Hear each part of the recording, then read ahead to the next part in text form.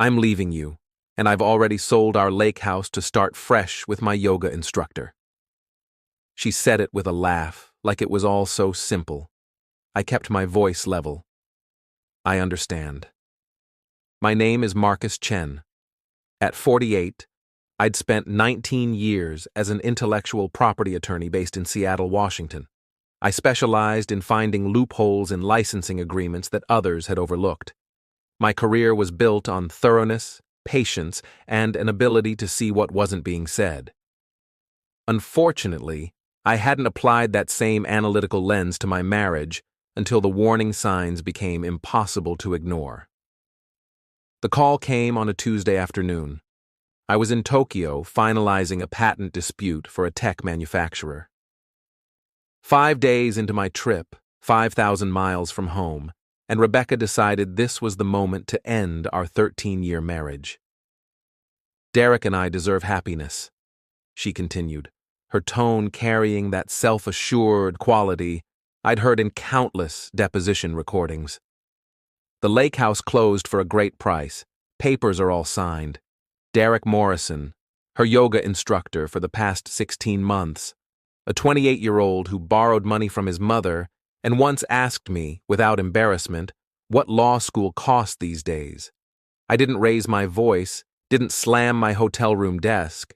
I simply asked, 'When did the sale close?' 2 days ago," she said, and I could hear the disappointment that I wasn't reacting with more emotion.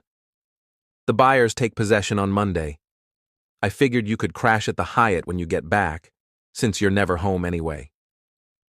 After we hung up, I sat at the small desk in my Tokyo hotel room for 40 minutes, staring at the neon-lit skyline. Then I opened my laptop and composed emails to 2 people. Linda Ramirez, my real estate paralegal for the past 8 years, and Catherine Wu, my law partner since before I'd met Rebecca. The subject line read, "Urgent, unauthorized property transfer attempt." Outside, rain began falling on the Tokyo streets. I watched pedestrians rush for shelter, pulling jackets over their heads, ducking into convenience stores. 13 years together, and Rebecca didn't know me at all. She thought I was predictable, compliant, that I'd simply accept whatever she'd decided. But there was one crucial detail she'd failed to consider. You don't spend 2 decades in contract law without learning how to protect your interests. And you don't leave yourself vulnerable, especially when your instincts have been quietly signaling for months that something at home wasn't right. I met Rebecca Palmer 15 years ago at a legal technology conference in Portland. She worked for a software company that made document management systems.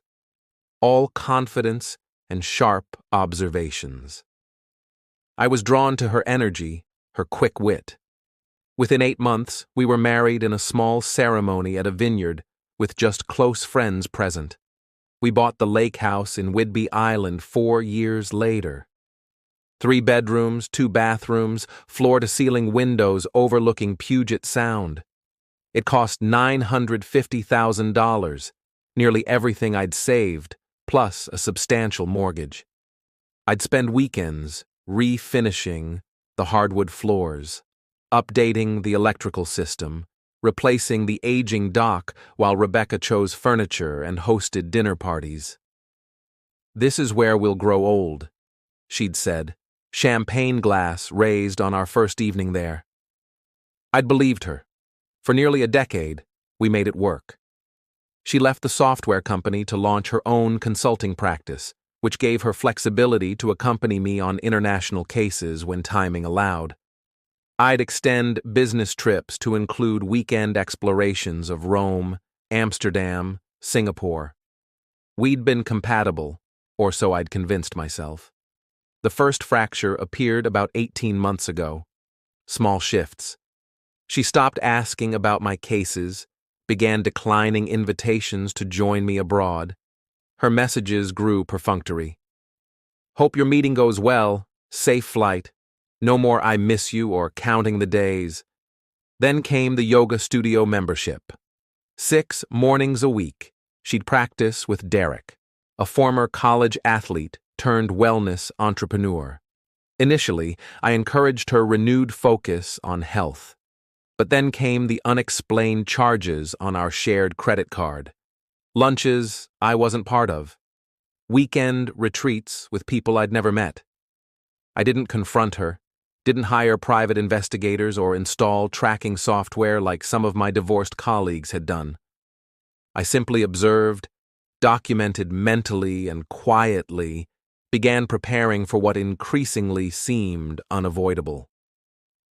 9 months ago, I transferred the lake house into a revocable living trust.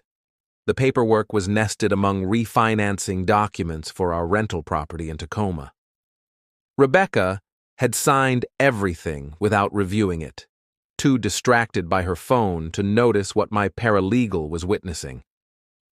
"This protects both of us," I'd told her. It wasn't entirely dishonest. The structure would indeed protect the property, just not in the way she assumed. I never mentioned it again, just watched as she grew more distant, more absorbed in her phone, more dismissive of any shared future. After emailing Catherine from Tokyo, I closed my laptop and retrieved the property deed from my briefcase. I always traveled with it, a habit from early in my career when a client attempted to back out of an agreement claiming missing documentation. The deed clearly indicated the Whidbey Island property was held in the Marcus Chen Revocable Living Trust, with me as sole trustee. Rebecca had absolutely no legal authority to sell it. The irony wasn't lost on me. In our early years, she'd teased me about my document obsession, my tendency to review every contract multiple times. "Life's too short for fine print, Marcus," she'd say with a smile. But fine print had built my career, and now, apparently, it would preserve my home. I called Catherine while walking through Shibuya, Tokyo's busiest district. "She can't sell what she doesn't own," Catherine confirmed after I explained the situation. "Any sale she initiated is void. The buyers have no legal claim. And Rebecca attempting to sell property she has no authority over? That's fraud. Criminal charges are possible, though I assume that's not your preferred route." It wasn't. Despite everything, I didn't want Rebecca facing prosecution. But I also couldn't allow her to take the house. "I've already contacted the county recorder," Catherine continued. "They've flagged any attempted transfers. I'm also alerting local title companies. This sale won't complete, Marcus." After we hung up, I didn't immediately return to my hotel. Instead, I found a quiet ramen shop and sat there for over an hour, watching the organized chaos of Tokyo at night, trying to understand how 13 years of marriage had collapsed into this moment. What struck me wasn't anger. It was clarity. The betrayal wasn't just about another man or selling our home without my knowledge. It was the casualness of it. The laugh in her voice when she delivered the news, as if my pain was an amusing detail, as if our life together had been meaningless. I sent a brief message to my Tokyo clients explaining a family emergency required an immediate return home. Then I booked the next available flight to Seattle. On the 11-hour flight, I didn't watch movies or review case files. I just sat quietly, a strange calm settling over me. For years, I'd navigated complex legal disputes for clients, always finding the leverage points that would tip negotiations in their favor. Now, I would use those same skills for myself. This wasn't about revenge. It was about accountability, balance, setting the record straight. By the time the plane touched down in Seattle, my path was clear. I wouldn't shout or beg or attempt to salvage what was clearly beyond repair. I would simply enforce the contract she'd signed, but never bothered to read. In legal matters, signatures always matter more than intentions. That was a lesson Rebecca was about to learn. I didn't tell Rebecca I was coming home early. I rented a car at the airport and drove the 90 minutes to Whidbey Island in silence. It was mid-afternoon on Thursday when I pulled into our driveway. A red Jeep Wrangler I didn't recognize was parked in my usual spot. Derek, presumably. The front door was unlocked. I could hear voices from the kitchen, Rebecca and a male voice discussing what sounded like renovation plans. The wall between the kitchen and dining area should definitely come down, the man was saying. Open floor plans are essential for resale value. I set my carry-on down quietly and walked toward the voices. Rebecca was leaning against the granite countertop wearing athleisure I'd never seen, a glass of white wine in her hand. Derek stood beside her, his arm casually around her shoulders, pointing at something on an iPad. They both looked up as I entered. Rebecca's smile flickered for just a moment before recovering. "Marcus," she said, surprise poorly masked. "I thought you weren't back until Friday." "Clearly," I replied, glancing at Derek, who at least had the decency to remove his arm from my wife's shoulders. "This is awkward," Derek said, with a nervous laugh. "I should probably take off." "Actually," I countered, "I'd prefer if you stayed." "This affects you as well, apparently." Rebecca's expression hardened. "We don't need to make this complicated, Marcus. I've been unhappy for a long time. We both deserve to move forward." I nodded calmly. "I agree entirely, which is why I've already consulted with my law partner about the fraudulent property sale you attempted." The color drained from her face. "What are you talking about?" I placed my briefcase on the counter and retrieved the trust documents and property deed. "The lake house isn't yours to sell, Rebecca." "It hasn't been for 9 months." Derek looked confused. "You said the sale was final," he said to Rebecca. "It was," she insisted, but I could see the uncertainty creeping into her expression. "Check the deed," I suggested. "The property is owned by the Marcus Chen Revocable Living Trust." "You signed the transfer documents last November. Remember those refinancing papers you didn't bother reviewing?" She grabbed the documents from my hand, scanning them frantically. "This isn't possible," she whispered. "Not only is it possible, it's legally binding," I continued. "The sale you initiated is void. The buyers have already been notified." Derek's confidence visibly deflated. "I'll wait in the car," he muttered, making a quick exit. Once we were alone, Rebecca's shock transformed into rage. "You tricked me," she accused. "No," I corrected. "I protected my assets, which is standard practice in my profession. You chose not to review what you were signing. That's not trickery. That's negligence." She tried a different approach, her voice softening. "Marcus, be reasonable.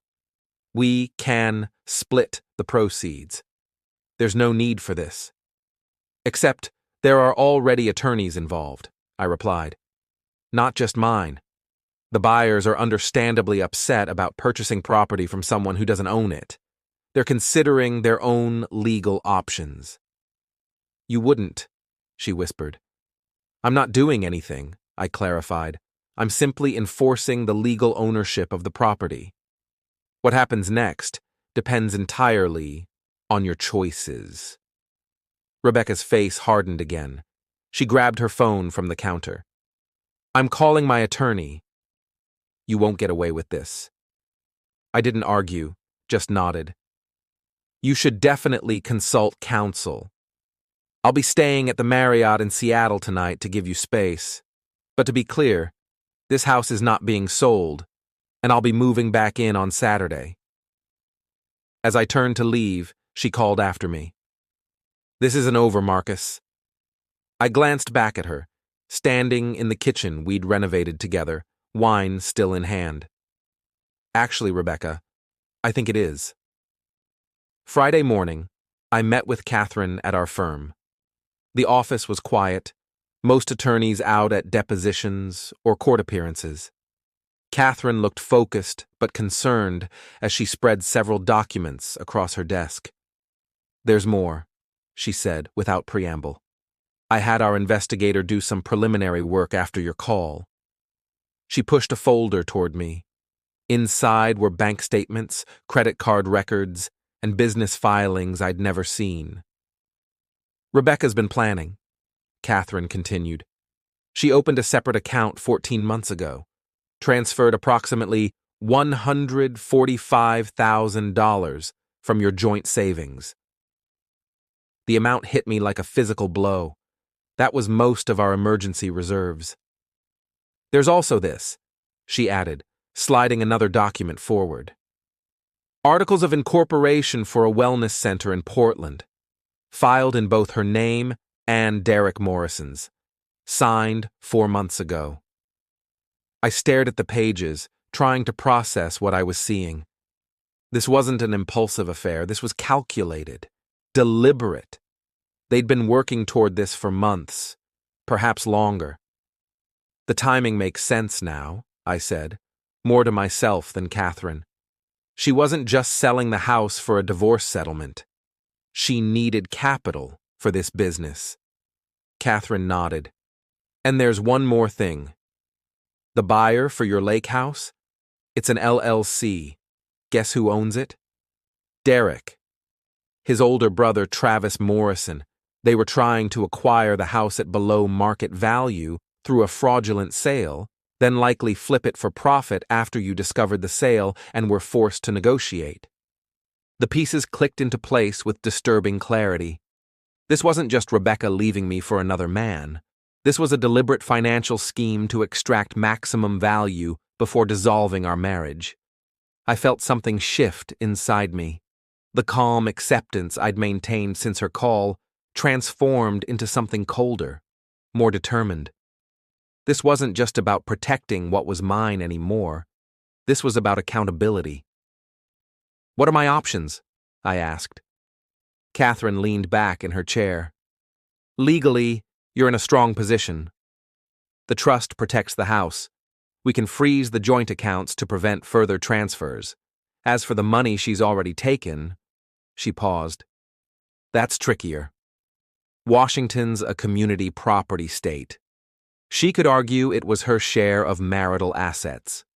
But the fraudulent sale attempt? That's where we have leverage. It's criminal fraud, potentially grand theft, depending on how a prosecutor views it." "But I'm guessing you don't want to see your wife prosecuted." She was right. Despite everything, I didn't want that. But I also wouldn't be played for a fool. "Here's what I propose," Catherine continued, pulling out another document. "A divorce settlement that's fair but firm. She returns 70% of the transferred funds, waives any claim to the lake house. You waive any claim to her new business venture. Clean break. No criminal charges." I studied the draft agreement, weighing my options. "And if she refuses?" Catherine's expression was grim. "Then we pursue all available legal remedies, including potential criminal charges for the fraudulent property sale. But let's try the civilized approach first." As I left our offices, my phone buzzed with a text from Rebecca. "My lawyer says you're bluffing. The house is community property regardless of your trust trick. See you in court." I showed the message to Catherine, who shook her head. "She's getting bad advice. The trust documentation is solid. Send the settlement offer," I decided, "but prepare for litigation. I don't think she'll take the reasonable path." I spent the rest of Friday in my Seattle apartment reviewing financial records and property documents. With each page, each discovery of Rebecca's deception, my resolve strengthened. This wasn't just about a house anymore. It was about standing my ground against someone who thought they could simply take what I'd spent decades building. Saturday morning, I drove to the county courthouse. Catherine had filed the divorce petition first thing, along with an emergency motion to prevent any property transfers pending resolution of our case. By 10 a.m., it was official. Rebecca couldn't legally sell the house, even if it hadn't already been protected by the trust. Next, I visited Pacific Northwest Bank and spoke with the branch manager, an old colleague from law school. Within an hour, I'd separated my accounts from Rebecca's and secured my remaining assets. "Anything else I can help with, Marcus?" he asked as we finished the paperwork. "Just one thing," I replied. "Can you tell me when the next automatic payment to Zen Flow Yoga is scheduled?" He checked the system. "There's a recurring payment of $250 set for Monday. It's been charging monthly for about 16 months. I nodded. "Please cancel that, and any other automatic payments except utilities for the lake house." By noon, I'd updated my credit cards, notified our firm's finance department about changes to my benefits, and spoken with our insurance agent. Methodically, I was untangling 13 years of financial entanglement. My phone buzzed repeatedly throughout the morning. Rebecca, then her sister, then a number I didn't recognize that I assumed was her attorney. I let them all go to voicemail. Around 2 p.m., I drove to the lake house. Rebecca's car was gone, but the Jeep still sat in the driveway. I used my key to enter, half expecting the locks to be changed, but they weren't. Derek was in the living room, hurriedly packing a gym bag. He froze when he saw me. "I was just grabbing my stuff," he said quickly. I didn't respond, just stood in the doorway, watching him. "Look, man," he continued, growing visibly uncomfortable. "This wasn't personal. Rebecca said the marriage was over long before I came along." "Where is she?" I asked. "At her sister's." "She's pretty upset. Said you were trying to destroy her." I almost laughed at the irony. "Is that what she told you? That I'm the villain here?" He shrugged, avoiding my gaze. "She said you were controlling, that you trapped her in this town while you traveled the world. And the business you two were planning to open with money from selling my house. Was that my fault too?" His eyes widened slightly, confirming Catherine's information was correct. "That's what I thought," I said. "You can tell Rebecca that her settlement offer is at Wu and Associates. She has 48 hours to accept before we proceed to contested litigation and potential fraud charges." "Fraud?" The fear in his voice was unmistakable. "What are you talking about?" "Attempting to sell property she doesn't own. Opening businesses with misappropriated funds. Take your pick." Derek grabbed his bag and moved toward the door. I stepped aside to let him pass. "One more thing," I called after him. "The buyer, Travis Morrison, your brother, right? Tell him if he wants to avoid being named as a co-conspirator in the fraud investigation, he should formally withdraw his offer on this property by close of business today." The look on Derek's face confirmed everything. Within an hour, my phone rang. Catherine with news that Travis Morrison had contacted the real estate agent to rescind his offer on the lake house. By evening, I'd changed the locks, deactivated the old security system, and installed a new one with cameras. I ordered delivery from the Thai restaurant Rebecca and I had frequented in better times, and ate on the deck overlooking Puget Sound. The water moved in gentle rhythms, unchanging despite the chaos of human lives. Tomorrow would bring more legal maneuvers, more angry calls, more untangling of the life we'd built. But tonight, sitting in the house that remained mine, I felt a quiet satisfaction. Not joy, the end of a marriage could never bring that, but the solid certainty that comes from standing your ground when someone tries to take what's yours. 4 weeks later, I sat across from Rebecca in Catherine's conference room. Her attorney, a young woman with designer glasses and nervous energy, shuffled papers while attempting to project confidence. Rebecca hadn't spoken directly to me since that day in the kitchen. She'd communicated only through increasingly desperate legal threats that Catherine had systematically dismantled. Today was meant to be a settlement conference, but we all knew it wouldn't require much negotiation. The evidence was too overwhelming. "Before we begin," Catherine said calmly, "I'd like to submit these into the record." She slid 3 documents across the table: the trust deed, bank records showing Rebecca's systematic withdrawal of funds, and a signed affidavit from Travis Morrison admitting to the fraudulent property purchase scheme. Rebecca's attorney quickly scanned the affidavit, her expression falling. She leaned over to whisper something in Rebecca's ear. Rebecca's face remained rigid, but I could see the defeat in her eyes. "We're prepared to settle," her attorney announced after their hushed conversation. Catherine nodded. "Our terms are straightforward. Rebecca returns $100,000 of the misappropriated funds. She relinquishes all claims to the lake house and other properties held in the trust. Marcus waives any right to her new business venture and agrees not to pursue criminal charges." "And if I refuse?" Rebecca asked, the first words she'd spoken all morning. "Then we present this evidence to the prosecutor's office," Catherine replied matter-of-factly. "Fraud over $100,000 carries serious penalties in Washington." Her attorney placed a restraining hand on her arm. "We need to discuss this privately." They left the room for 14 minutes.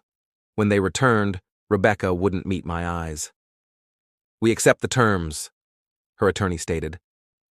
I didn't speak, didn't gloat, just signed where Catherine indicated and watched as Rebecca did the same. Her signature as familiar to me as my own after 13 years of shared tax returns, holiday cards, and anniversary notes. It was over. 7 months later, I stood on the deck of the lake house, coffee in hand, watching the sun rise over Puget Sound. The property looked different now. I'd renovated the kitchen, replaced the aging dock with something more durable, and installed energy-efficient windows throughout. The changes weren't just practical, they were symbolic, wiping away the old to make room for something new. I'd heard through mutual acquaintances that Rebecca and Derek had opened their wellness center in Portland, though on a smaller scale than originally planned. The business was struggling, apparently. I felt no satisfaction in that news, no joy in her difficulties, just a vague sadness for what might have been if different choices had been made. The divorce had finalized 4 months ago, clean, final, the settlement terms executed without further drama. Rebecca had returned the agreed-upon funds, which I'd promptly invested in a small office building in downtown Seattle. Steady tenants, reliable income. My phone rang. Linda Ramirez, my real estate paralegal. "Just checking in," she said when I answered. "How's the lake house?" "Getting better every day," I replied, watching a heron wade along the shoreline. "Thanks again for your help with the trust setup." "That's what colleagues are for," she said. "Actually, I'm calling because I found another investment property that might interest you. Similar structure to what we did with the lake house, but commercial. Good protection, steady income." "Send me the details," I said. "I'm interested." After we hung up, I continued watching the water. The sound moved in predictable patterns, steady and constant in its rhythm. There was comfort in that consistency, that natural order that couldn't be manipulated or stolen away.